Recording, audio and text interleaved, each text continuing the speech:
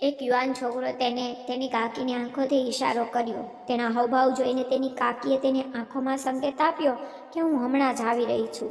ઘરમાં લગ્નનું વાતાવરણ હતું અને ત્યાં ઘણી ભીડ હતી, પરંતુ ઘરમાં એક ઓરડો હતો જેમાં ઘઉંની થેલીઓ રાખી હતી અને તે રૂમમાં અંધકાર હતો. આ રૂમમાં તેને તેની કાકીને બોલાવવાનું શરૂ કર્યું. થોડા સમય પછી કાકી ઓરડામાં પહોંચી અને પછી છોકરાએ ઊંઘની ઘઉંની બોરી વચ્ચે તેની કાકી સાથે આ કામ કરવાનું શરૂ કર્યું. છોકરો તેની સંપૂર્ણ તાકાતથી કાકી સાથે આનંદ માણી રહ્યો હતો અને કાકી પણ ખુલ્લેઆમ તેને સાથ આપી રહી હતી. તે રૂમમાં કોઈ ન હતું તો બંનેનો અવાજ રૂમમાં ગૂંજતો હતો અને આ વાત છોકરાના કઝિને સાંભળી લીધો અને તે તરત જ રૂમમાં આવ્યો. જ્યારે તે ઓરડામાં આવ્યો ત્યારે અંધકારને કારણે કંઈ દેખાયું નહીં. પછી જ્યારે તેણે ઘઉંની કોથળીની પાછળ જોયું તો છોકરો અને તેની કાકી કપડાં વિના ધમાધમ કરી રહ્યા હતા. તે બંનેને આવી સ્થિતિમાં જોઈને તેના ભાઈનું સંતુલન પણ બગડવાનું શરૂ થયું, પરંતુ તે કંઈ બોલી શકે ત્યાં સુધીમાં તે બંને લોકો તેનું કામ કરી અને બહાર આવવાની તૈયારી કરી રહ્યા હતા. જ્યારે છોકરાએ બહાર નીકળવાનો પ્રયાસ કર્યો તો તેનો કઝિન સામે હતો. આ જોઈને તેનો રંગ ઉડી ગયો અને હવે તેણે વિચારવાનું શરૂ કર્યું કે તે તો આ બધું જોયું છે અને તે બધા લોકોને કહેશે. પછી તેને તેના કઝિન સાથે કોઈને કંઈ ન કહેવાની વિનંતી કરવાનું શરૂ કર્યું.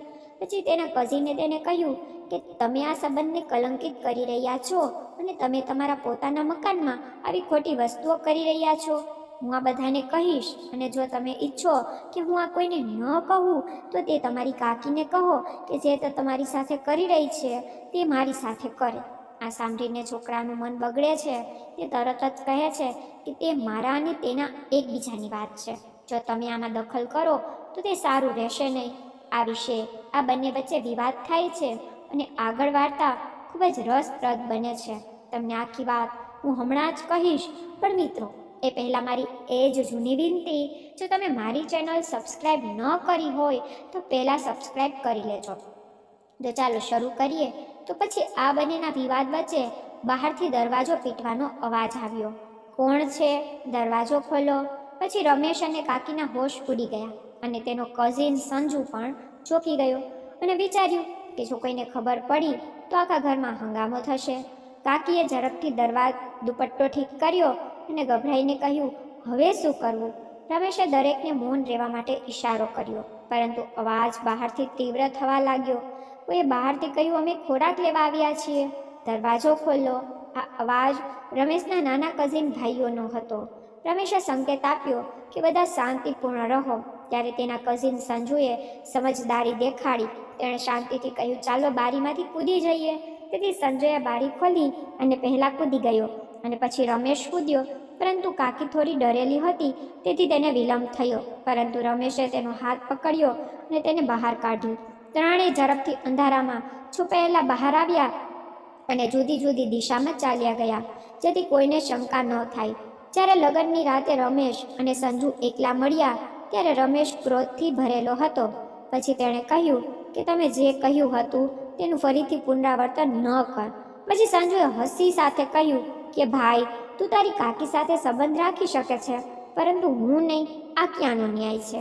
પછી રમેશે ગુસ્સે થઈ ગયો, પરંતુ તે પછી સંજુએ નરમાશથી કહ્યું કે જો તમે ઈચ્છો છો કે હું કોઈને કંઈ પણ ન કહું તો પછી તમે કાકીને કહો કે તે તારી સાથે જે કર્યું તે મારી સાથે પણ કરે, નહીંતર સવાર સુધીમાં આખું કુટુંબ જાણી જશે કે તમે શું ભૂલ ખીલાવ્યા છે.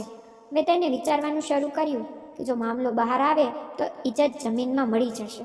હવે તેની પાસે બે જ રસ્તા હતા કે તે સંજુને કોઈક રીતે મનાવી લે અથવા કાકીને તેની પાસે ચાલી જાય. પણ રમેશના મનમાં એક ખતરનાક યોજના આવી. તે સંજુને મૌન કરવા માટે કંઈ પણ કરવા તૈયાર હતો. અને જો તમે હજી પણ વાર્તામાં જોડાયેલા છો તો કૃપા કરીને વિડીયોને લાઈક કરો.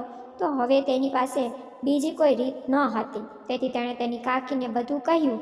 અને જ્યારે કાકી આ બધું સાંભળ્યું ત્યારે તે સતબત થઈ ગઈ અને પછી તેને કહેવાનું શરૂ કર્યું કે જો તમારા ભાઈએ બધાને અમારા વિશે કહ્યું તો શું થશે? તો પછી રમેશે કહેવાનું શરૂ કર્યું કે તો શું, તમે સંજુ સાથે કંઈક કરવા માંગો છો? સાંભળીને તેની કાકી ગુસ્સે થઈ અને કહેવાનું શરૂ કર્યું કે પરિસ્થિતિને જોતા હું તને આ કહું છું, ના કે બીજું કાંઈ. જો તે બીજા કોઈને આ કહેશે તો અમારું શું થશે? પછી રમેશે કહેવાનું શરૂ કર્યું કે તમે લગ્ન સુધી તેને ફસાવો, પછી આપણે તેની સાથે વાત કરશી. ને પછી કાકી ત્યાંથી રવાના થઈ. થોડા સમય પછી રમેશની કાકી સંજુ પાસે આવી અને તેની સાથે વાત કરવાનું શરૂ કર્યું. પરંતુ સંજુ પહેલેથી જ ઉત્તેજિત છોકરો હતો અને તે કાકીને અહીં તહીં સ્પર્શ કરી રહ્યો હતો.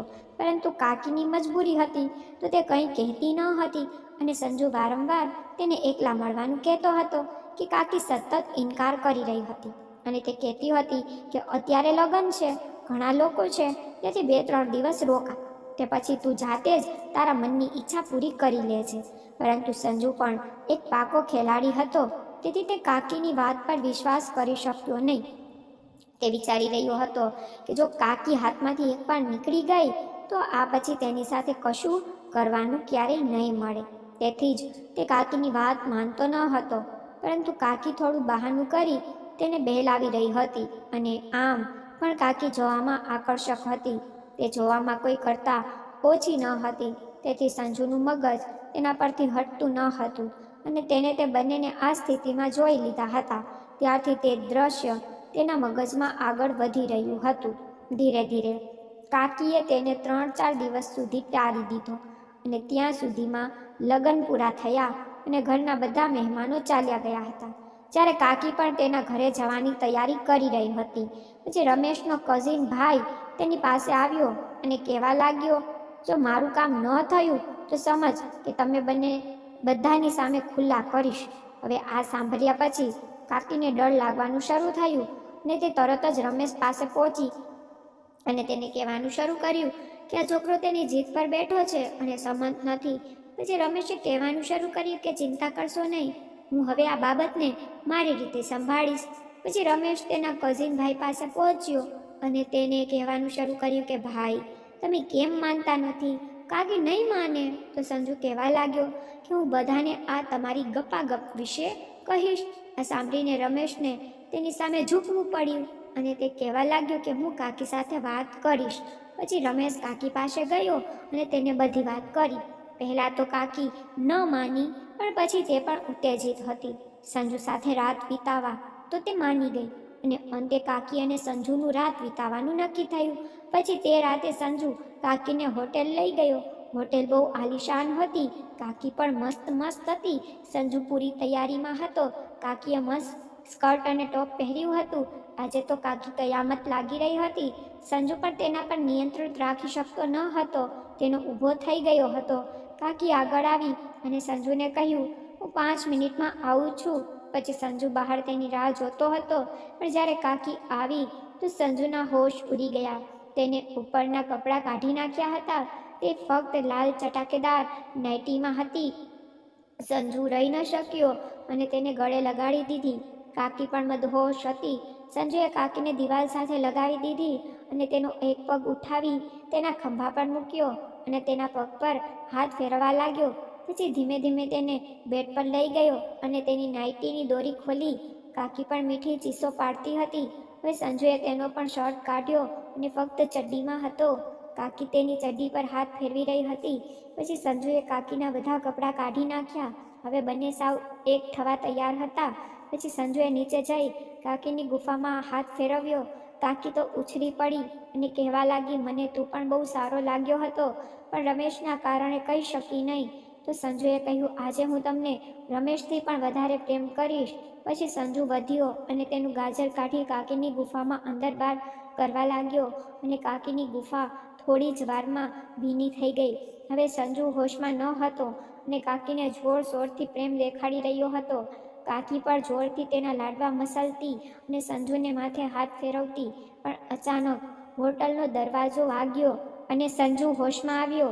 તે વિચારવા લાગ્યો જાણે કોણ હશે, પણ બહાર રમેશ હતો.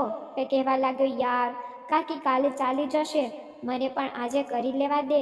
પછી સંજુ માની ગયો અને રમેશ અને સંજુ કાકી પર તૂટી પડ્યા. સંજુએ કાકીની ગુફા સંભાળી તો રમેશે પાછળના બોલ અને કાકી પણ ખૂબ ખુશ હતી.